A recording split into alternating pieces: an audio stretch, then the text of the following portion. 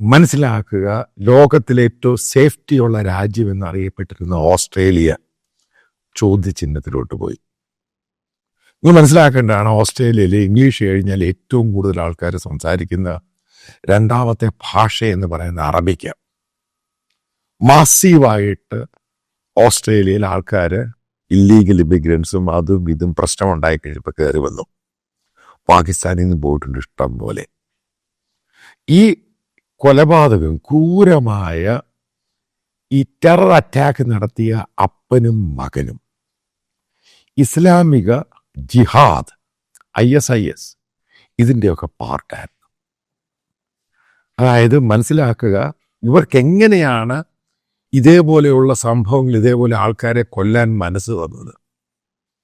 ഇതിനെപ്പറ്റി ഗ്ലോബലായിട്ടുള്ള ചർച്ചകളും ഒക്കെ വീണ്ടും അത് റീസ്റ്റാർട്ട് ചെയ്തു.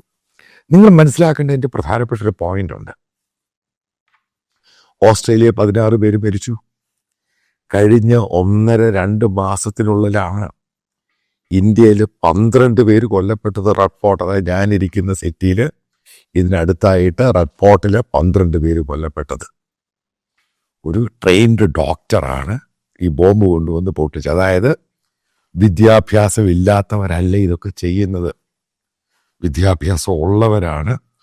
സ്വർഗത്തിലോട്ട് പോകാൻ ഇതേപോലെയുള്ള, ഞാൻ ഈ മതഗ്രന്ഥത്തിൻ്റെ പേരൊന്നും പറയുന്നില്ല, പക്ഷെ അതിനെപ്പറ്റിയുള്ള സ്റ്റഡീസും മറ്റുള്ള കാര്യങ്ങളും ഇന്ന് വീണ്ടും ആൾക്കാരുടെ മുമ്പിൽ വന്നിരിക്കുകയാണ്. എന്താണ് ഇത് സംഭവിക്കുന്നത്? എന്തുകൊണ്ടാണ് ഇത് കണ്ടിന്യൂസ് ആയിട്ട് സംഭവിക്കുന്നത്? എവിടെയാണ് കാര്യങ്ങളെല്ലാം കൈവിട്ടു പോകുന്ന രീതിയിൽ മാറിയിരിക്കുന്നത്? ഒരു സമാധാനമായി ജീവിക്കുന്ന രാജ്യത്ത് പോലും ജനങ്ങൾക്ക് സ്വസ്ഥമായിട്ട് പുറത്തോട്ടിറങ്ങാൻ പറ്റുന്നില്ല. ആ രീതിയിലാണ് കാര്യങ്ങൾ പോകുന്നത്. അപ്പം ഇതുമായി ബന്ധപ്പെട്ടുകൊണ്ട് മനസ്സിലാക്കേണ്ട കാര്യമുണ്ട്. ചില തീരുമാനങ്ങൾ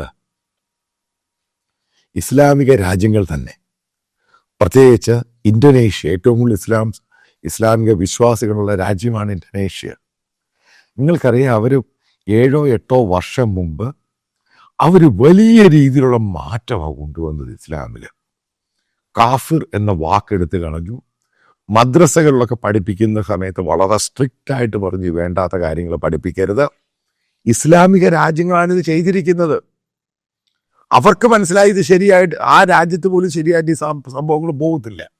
കാരണം അവിടെ സ്ഫോടനം ഉണ്ടായി, ഒത്തിരി ആൾക്കാർ കൊല്ലപ്പെട്ടു.